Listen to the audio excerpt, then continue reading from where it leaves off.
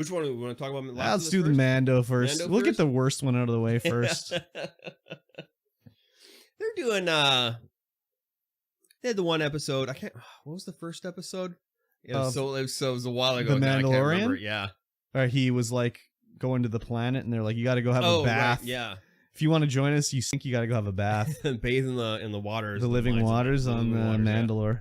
Yeah. And then he went to get to Mandalore, and he talked to Bo-Katan. And then they went to Mandalore. Yep. And then they were like, you know what? We've seen enough. This show, The Mandalorian, we've seen enough of The Mandalorian. Let's see some other fucks for a while now. And let's make the worst episode of all time. And they succeeded. Yeah, they focused on the cloning scientist from season 1. Yeah. Who was I think he was in season 2. Was he in season 2? I think so. Probably. I can't remember what season he was in. Yeah. Yeah, him and I can't remember what the girl's name is, but she was on Moff Gideon's ship. Yeah. And well, let's go to the episode before it. Let's start with the actual, we watched 2 episodes, right? Yeah, the Bathing in the Mines of Mandalore and then the scientist one. Again, it's another Mando adventure on another planet episode. Yeah, but this time, Mandalore. Yeah. So he found the way to go to get to the water. Whatever. Yeah, he talked to Bo-Katan. She's like, here, I'll draw an X on your map. Yeah, and the whole thing about Mandalore is that it's supposed to be cursed. Nothing's supposed to be living. Yeah, no one checked it out afterwards. They just took the Empire's word on it. Yeah, they just bombed it. The Empire bombed it. Everyone left, and then they were like, yeah, nothing's living. I don't like the writing in this show because, the things that are done are so stupid. Okay, they go to the system of Mandalore. We got to screw over the Mandalorians. Bomb the shit out of their planet. Okay, yeah, they do that. They do it. But there's a friggin' luscious moon that Bo-Katan can go live on. Beautiful moon. They didn't bomb the moon too? They didn't bomb the moon, no. Well, until now. Well, they did now. But they want to screw over the Mandalorians. They're like, let them have that little fucking nice moon too. Yeah, they can live on there. We're just after their home planet. As if the Empire wouldn't have called in the Star Destroyer and blown up the whole fucking system. Anyways. Yeah. So he goes down in the deep dark with fucking Grogu, of course. And he gets captured by a droid, and he's getting roasted, or I don't know, he's getting roasted for dinner or something like that? No, he's just taking his blood. Why? I don't know. Just he likes blood? He needs the blood. Enjoyer? He likes the blood. He's like, I'm going to take your blood. So Grogu's like, I better go get back to talk to Bo-Katan. And thankfully, somehow the droid is allowed to just take the ship on a flight without Mandalore saying, that's cool. Well, he was like, get to... the Mandalorian said, get to Bo-Katan. So you think he left it unlocked for Grogu? This kid that wants to eat the knob off of the accelerator on my ship, I'll let him have the ability to fly. He is a Jedi master. He's not a master. He's a Jedi something. He's a Padawan. Okay? He's a Padawan. But he's ultra powerful in the ways of the Force. But he's a child. That doesn't matter. It's he's 100 years old. But he's the mental facilities of a child, dude. That's true. But anyways, he's learning to talk. The Mandalorian left the keys in the ignition for the kid to fly away. Yep. I mean, there's nothing supposed to be alive down there, so he can leave it unlocked. But he immediately went underground and was attacked 5 feet underground. He knows there's things alive down there. Well, yeah, but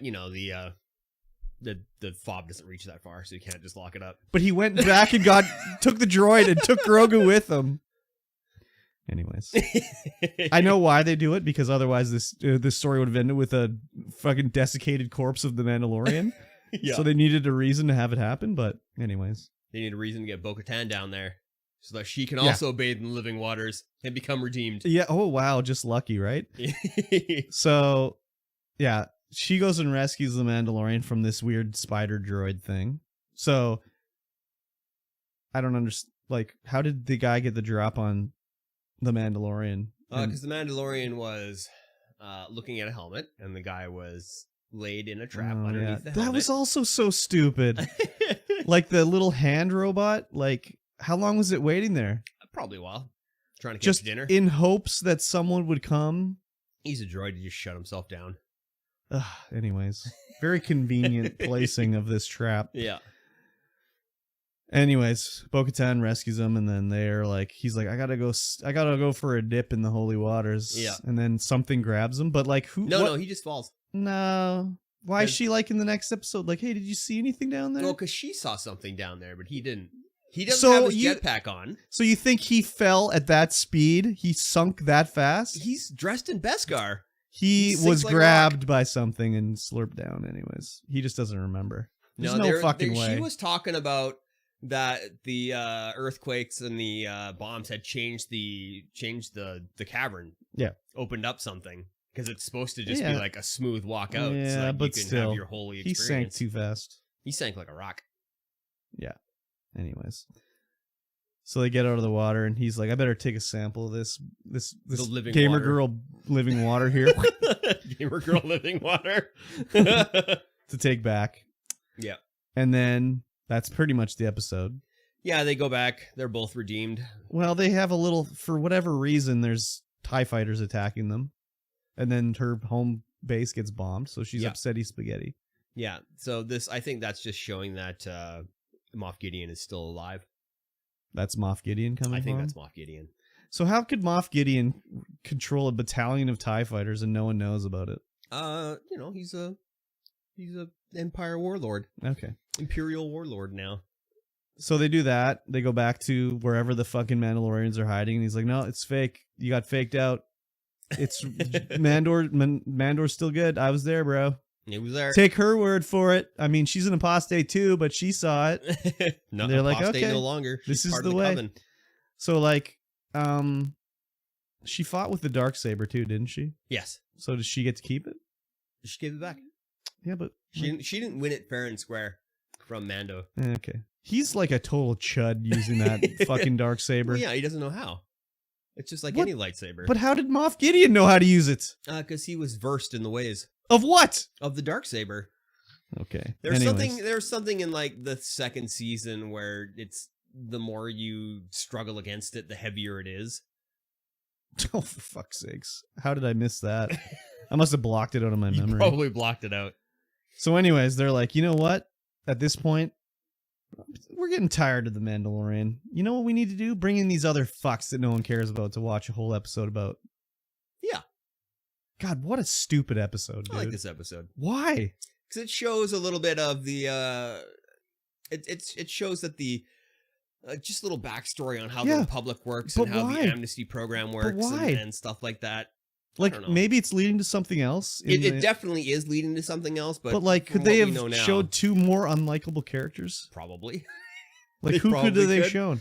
Like, they got friggin' like Hermann Goebbels here from Nazi Germany, and they got some like, guard from Auschwitz. They're the heroes of the episode. I don't think they're the heroes. Well, they were the 2 stars. They're the 2 stars for sure. Anyways. She like tricks him into going and breaking into this thing, which is entrapment. Yeah, that's definitely entrapment. And then she's like torturing him or something. Like, she's totally a Nazi. Yeah, I don't know what her issue is.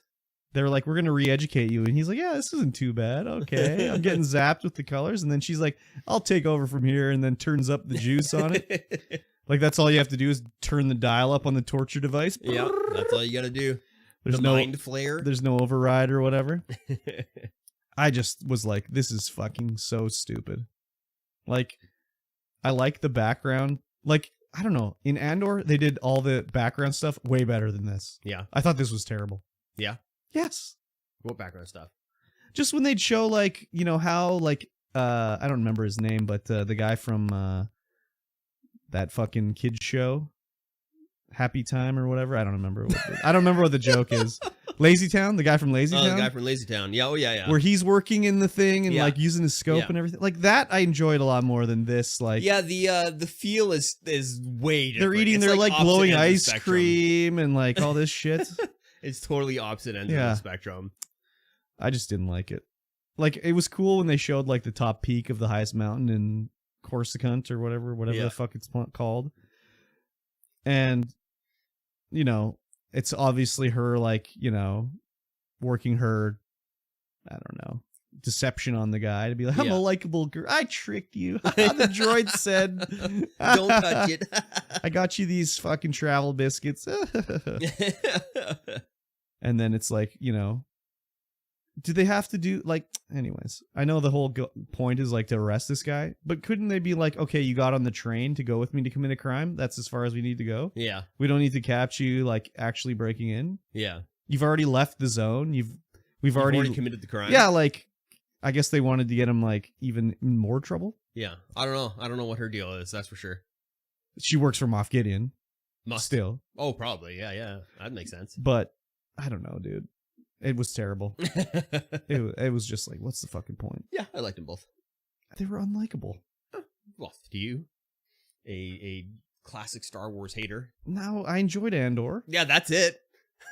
I enjoyed Obi-Wan.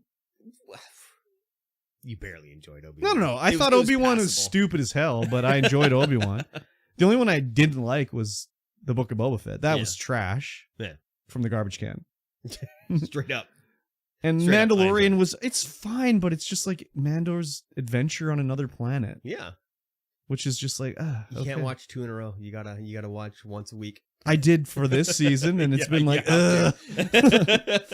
especially this last episode. Season. Like, I was literally bored. I was like, do I just skip to the end? Like, see what happens? Like, this is just so stupid. I don't care about these characters. Like, they couldn't have chosen 2 better characters to do. Like, there's better, like, there's got to be something that we don't know yet. Well, of course, there's something that we don't know yet. But yeah, why these 2? I don't know. Yeah, like it's probably just their ties to Moff Gideon. This guy's literally like a Nazi experimenting on people. Yeah. It totally was like when they had like German rocket scientists that came over after World War II, and it's like, I know you worked for like Hitler and everything, but you know, it'd be really cool if you helped us with our rockets. We'll forgive you. Yeah. The amnesty program. Living in the amnesty house. Yes. No, I know. And then they have their little like, I'm G27. Nice to meet you, G27. I'm M10. That was a little bit odd. Like, why don't you just use their names?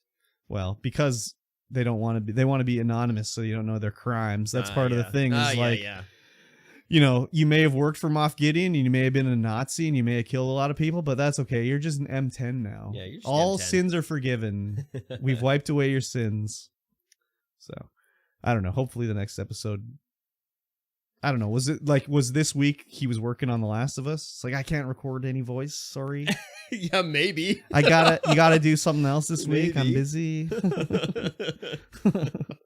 So I don't know. Hopefully they don't show any more. Like, it was like 40 minutes of the show. Yeah. It ain't the fucking dipshit and doofus show. It's the Mandalorian. Yeah. Like, if you want to show that story, do like a one-off. Can they do a one-off? That was a one-off. Yeah, but not in the middle of a series. Like that, drug to a halt, man. Like, couldn't they have just a Star Wars one-off? Like, hey, this is a story about this Dr. Pershing that is important to something else. I'm trying to remember if they did that in. Oh yeah, they did do that in season 1 and season 2. They did these little one-offs. They did? Yeah. What did they do? Season 2, they focused on Ashoka. Yeah, but Mando showed up, like, immediately and was working with her. Yeah, but it was, like, almost the whole episode. Yeah, but, like, I guess maybe she's just way more likable as a character. Yeah, probably. But she was only alone for, like, the beginning 10 minutes. Because Mando... Longer than that. No, I don't think so. I think it was longer. No, because she didn't... Because then soon after, Mando landed on the planet and they hired him to go get her. Hmm. So I don't think it was that long. Anyway, she's actually likable.